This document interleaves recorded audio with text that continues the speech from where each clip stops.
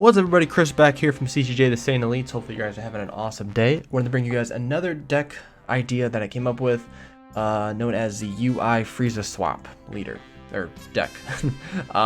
This deck takes a lot of the U7 idea with INVOKER and adding in the Frieza Swap and making it a very different version of the typical U7 INVOKER decks. If you guys like this deck profile, please like and subscribe. Let us know what you guys think. We're getting closer to 200 subscribers. Once we get to 300, we do have a giveaway that we will be doing. I'll start posting about it more once we start getting a little bit closer. But if you guys are not already subscribed to the channel, please do that.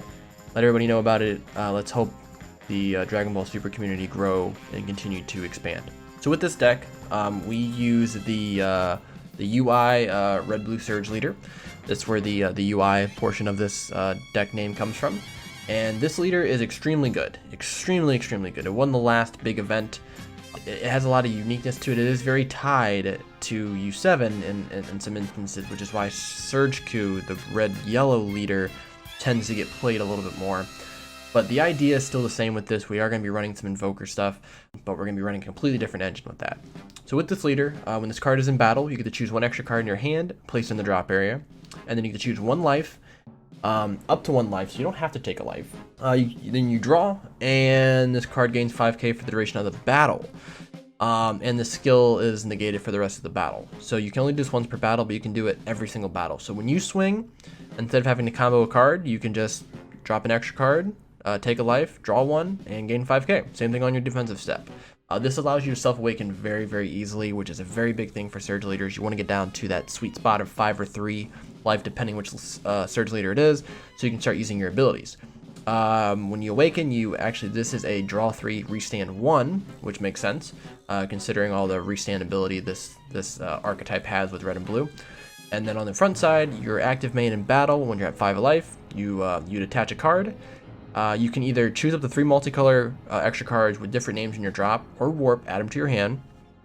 Or if there's a Universe 7 card in play, you can draw a card, your opponent reveals their hand, and you choose one extra card or one battle card that's not an SCR, and place it in the drop area. So you get a lot of, you either get to add extra resources to your hand, or you get to get some information on their hand, discard something, and then maybe know if you need to go in or not. To win the game. So as I said, this leader has very good built-in self-awakening, has a free Senzu Bean boost, has very good draw power, and also very strong awaken abilities.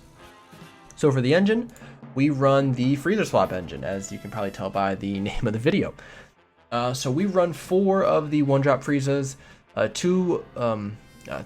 of the 2-drop Clan Commanders, and 4 of the 2-drop Evolutionary Process. So the first one, the 1-drop, this allows you to basically, you play it out for 1, you give a card, a red battle card with leader 5k, and then you can swap into one of the 2-drops here. So this is kind of your swap starter. You really want to use this card a lot. This just allows you to, you want to see this in turn, you want to see this in one of these turn 1. This allows you to start building up your board. One of the nicest things you can do with this is play this out, give your leader 5k, and you can swing and then take a life to give him an extra 5k, so your leader's 20. Swap into this, and then this just allows you to search out this, another one of these, or other cards in the deck. And it's a 15k body. So you can swap into this, and the next turn you can play this out, maybe swap into this. So now you have 2 15ks on board, or another one of these, however the game is giving you cards at that particular time. This is kind of going to dictate which card you swap into. The Evolutionary Process, this card is very needed for our next step in the Frieza process. But when this card is played, you're generally going to want to swing and then swap in something else, because this card loses 5k when it's your opponent's turn. So you don't really want to keep this card on board. You want to only have this card if you're able to swap into one of the, or basically being able to swap into the next phase of the Frieza swap. So the TECHY Friezas that we run the multicolor Mecha Frieza, which it can is used as check lands. In this deck, however, I'm not running it necessarily for check lands. Obviously, I would like to charge 1 or 2 of these cards, but I also would like to play this card out. This card's actually really good because it can be swapped from with the 1-drop Frieza. So you can swap into this, and then when this card swings, you give a battle card or a leader minus 5k for the duration of the battle. So if they have a Self-Awakening card on board, you can swap into this, swing at leader, and then you can just pick the battle card and KO it. So it just gives you plenty of value. And we run 4 of those. But the big card is going to be the Golden Frieza Sovereign Technique. So we can swap into this from the other 2-drop. From this 2-drop here, we actually can swap into the Golden Frieza. And what this card does, it has Invoker. And when your leader's a Universe 7, you can play this card. You look at the top 5 cards from your deck. Choose one red and blue multicolor card, add it to your hand, and then you place the remaining cards at the bottom or top of your deck in any order. So not only is it a searcher, so it allows you to basically +1 because the card you're swapping from is going to replace this, so you're going even, and then this is +ing 1. You also get a very good idea of what's going to be coming up in your hand. You're going to be able to basically move those 5 cards around, those extra 4 cards around in any order that you want, and either put them at the top or at the bottom of your deck. So just giving you some power to control what you're going to be drawing the next few turns. Maybe understanding if maybe you should Self-Awaken a little bit quicker so you can grab one of these cards that you're really going to need. It also can just help you fix really bad hands, being able to just kind of control what cards you're going to be getting. This is our big Invoker target. We don't run the Vegeta because we're able to get this out turn 2. With Vegeta, a lot of the times UI players are going to end up hard casting Vegeta on turn 3 to tap out, and if they don't have Beerus in their hand, they're basically screwed. They're not going to be able to get any of their multicolor energy back up for their defensive step. With this, we can get this out turn 2. We can also get this out just for 2 energy in general. And it also is a searcher, which allows us to, grab a card and fix the top cards on our deck. With Invoker, I actually would swing with this card a lot because I want them to try to kill this. Because it has Invoker, I have a lot of cards that will help us negate any attacks and just giving us extra value from that Invoker stat. On to the Invoker tools, we have 4 of the Tyranny's costs, 1 Instinctive Reprisal in the main deck, 3 in the side, 4 we're all in this together, and 3 Emperor's Death Beams. So Tyranny's Cost, it's an awesome card. You can charge this card turn 1 if you find it, but the rest of them it just gives you draw power. You tap 2, draw 2, and if your opponent has more than 11 cards, you have to place cards in their drop till they have 10. This probably won't come up too much. Unless you're playing against Piccolo or someone who just has a ton of draw power. That's what their deck is focused on. Most people are going to be sitting around probably between 7 and 9 cards anyways. Instinctive Reprisal comes out of the tournament packs. So if you go to a tournament, generally you're probably going to pick up one of these, depending on how many packs you get. But it's a negate. Then you get to choose 2 of your opponent's battle cards and/or leader cards and give them minus 10k for the duration of the turn. Very good considering all of these with Invoker only cost 1 red or blue multicolor energy. We're in this together is probably the number 1 extra card that we want.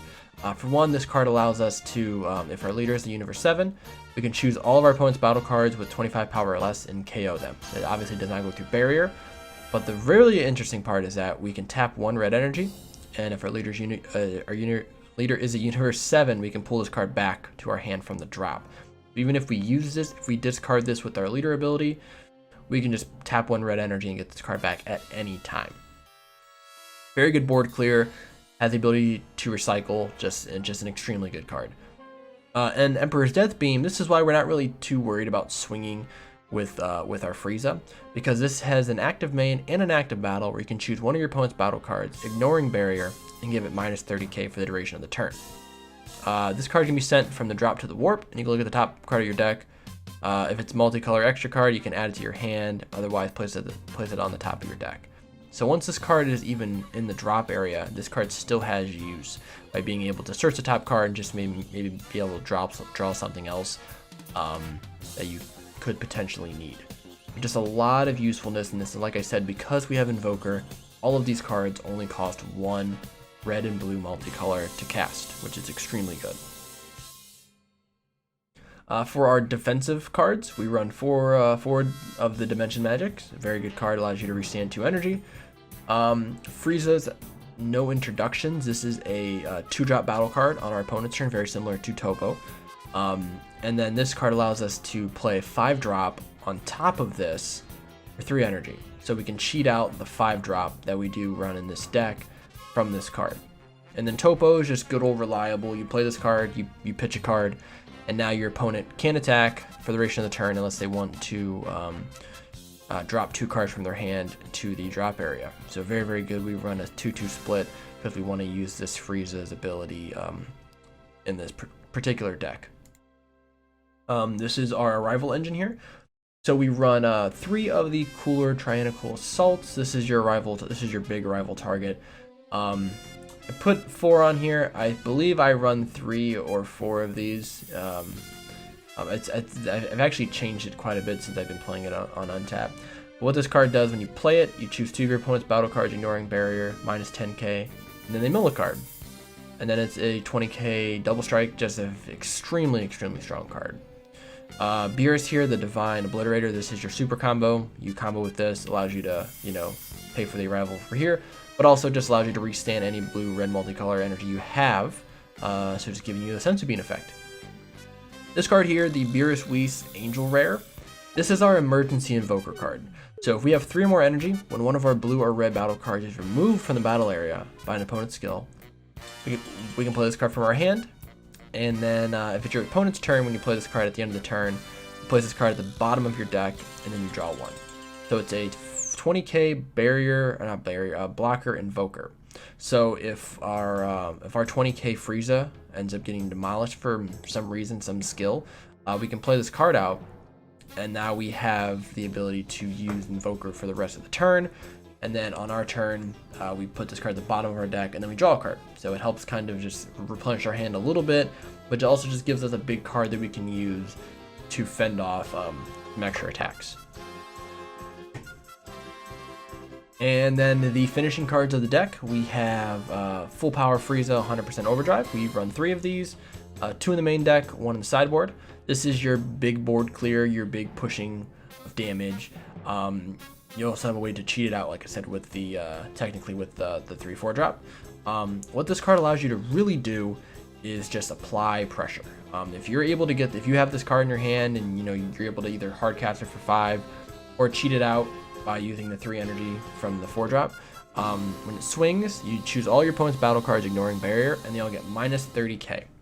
When this card does that, any battle card that has been decreased, your opponent places 2 cards from the top of their deck in the drop area. So if they have 2 battle cards on board, you neg both of them, probably going to kill them, and then they have to mill 4 cards from the top of their deck. Extremely strong, and it's triple strike, by the way, which is extremely crazy.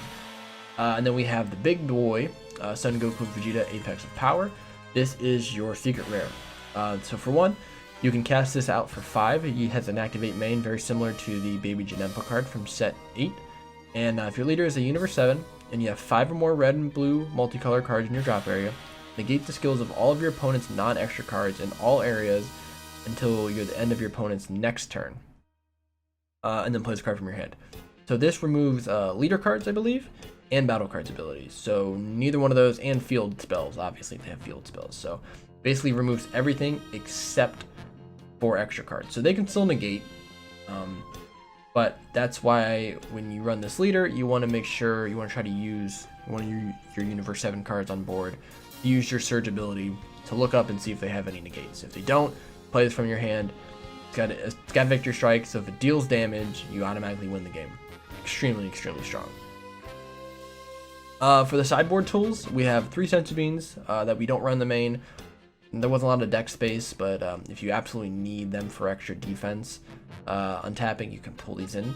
3 Denial of Hopes for card removal if they're playing something that's just extremely annoying and you don't have the cards to remove it. 2 Master Roshis. This card also can help with using our Surge ability because it is a Universe 7, and it's just a 1 energy blue negate. And then Super Saiyan Blue Steadfast Ally. This Vegeta is very, very good. This actually works in tandem with our Angel Rare. So if one of our multicolor cards has been removed from the battle area, you actually can play this card from your hand for free. So if our golden Frieza ends up getting removed from an enemy skill, if we have the Beerus in hand, we can play that out, and then we can play this out. So once Beerus leaves, we still have a 25k blocker on board. That's extremely useful. That's allowing us to still play defense, and also it's 25k, so if we do want to swing with it, we can. But that is my Freiza Swap UI deck. Let me know what you guys think down below. Comment, like, and subscribe. I'll leave a deck listing down below as well if you guys want to check that out, so you guys can see pricing. But yeah, I'll see you guys in the next video. Thanks.